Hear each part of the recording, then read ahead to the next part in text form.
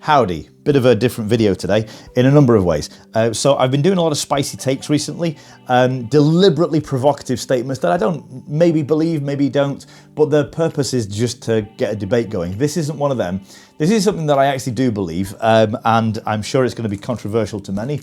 But anyway, also this is a very different video because I've recently been making videos from a studio, all the stuff, if you've been following me at all, you know what my background looks like. This is that same room, except I've got a baby girl on the way. She's getting born a couple of weeks now, is her due date. And so my little son, who's 2 years old, he needs his own bedroom, which is what my studio was. So if you don't mind joining me as I build his bed, I'm gonna talk to you about something that I do believe, which is highly controversial, and you might get very angry with it, but stick with me. Anakin was not that powerful a Jedi. He was nowhere near the most powerful, which is okay because him being the chosen one was nothing to do with him being powerful at all.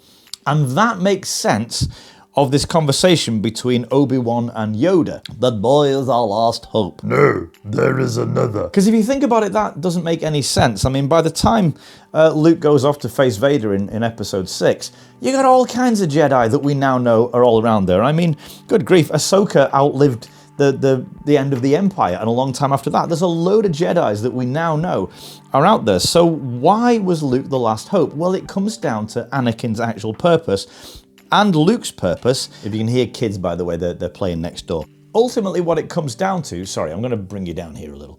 Ultimately, what it comes down to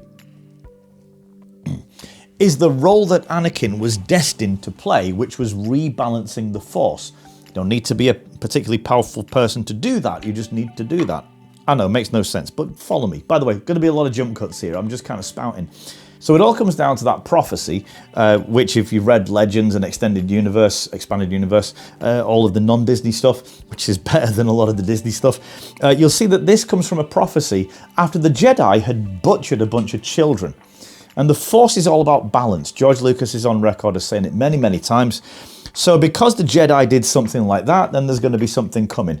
But then that kind of got understood by some of the Jedi as being someone's going to come along and destroy the Sith. But they didn't even know that the Sith was still there until Anakin turned up. So what were they expecting this Chosen One to do? Well, like I say, the role of the Chosen One was to balance the Force. That was the point of Anakin. And then Papa Palpatine, since that child murdering incident, murdered many people of their own, many creatures of different kinds, in their experiments to cheat death. And then it sort of in a response to this, in a rebalancing from this, the Force then generates life in the form of Anakin. And this is where he becomes the one who's going to fulfill this prophecy. So this is a lot of bad people doing a lot of bad things on both sides, Jedi and Sith. And then along comes this guy who is destined to rebalance the Force. And how does he do that? Well, he destroys the Jedi and then he destroys the Sith. 0 is a pretty good balance, but that's not what this video is about. It keeps coming back to that conversation by Yoda and Kenobi, where Kenobi says, "That boy is our last hope." And Yoda says, "No, there is another."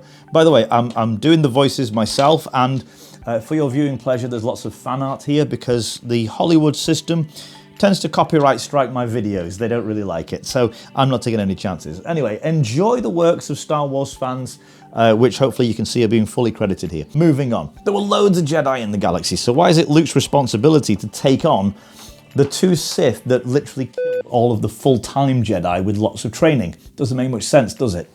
Luke was not in that throne room because he was a Jedi. He wasn't in that throne room because he was able to defeat Palpatine. Clearly that wasn't going to happen. Palpatine managed to shish kebab a bunch of master Jedi swordsmen who had far more experience than Luke did. So what was he going to do against Palpatine, even if he managed to defeat Vader? And that's before Palpatine even gets the Force lightning out. This makes no sense at all. No. Luke's position in this all relates to Anakin's position in this, which is not because Anakin had skills, it's because he had children. It was Anakin having children that brought down the Sith. Think about it. Being created by the Force didn't just make him some midichlorian master, it meant that he was a fatherless child, and clearly he was craving a father figure when he met Qui-Gon, who adopted him per se as a child of his own. This is not something that Obi-Wan did after Qui-Gon was gone. He became more of a brother to him. Hence he said, "You were like a brother to me." And as per George Lucas himself via Dave Filoni, this is why the piece of music in the Duel in episode 1 is called Duel of the Fates. Because literally whoever wins this decides who Anakin's father figure is going to be. Will it be Qui-Gon or will it be Palpatine? Which will decide the fate of the galaxy. Whether Anakin has a positive father influence. And ultimately, what was it that destroyed the Sith? Was it Luke? No, it was the Chosen One. It was Anakin. After, yes, defeating and destroying the Jedi that had murdered those children, causing that prophecy to come, he then killed both himself and the Emperor. Don't miss the fact that what he did was knowingly suicidal. It was Vader that then destroyed the Sith. It was Vader that fulfilled the prophecy, and he didn't do it because Luke was a great champion, and he didn't do it because he had massive Jedi skills, because he had better powers than Palpatine. No, this is the Sith way. The apprentice is supposed to always be trying to take power from the master. Did Vader kill Palpatine and take over the throne? No, he did it in a way that he knew would kill him. What made Anakin ultimately fulfill the prophecy was not his skills, it was not his power, it was being a father.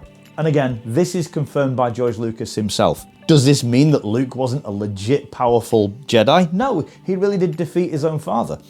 Does this mean that Anakin wasn't a powerful Jedi?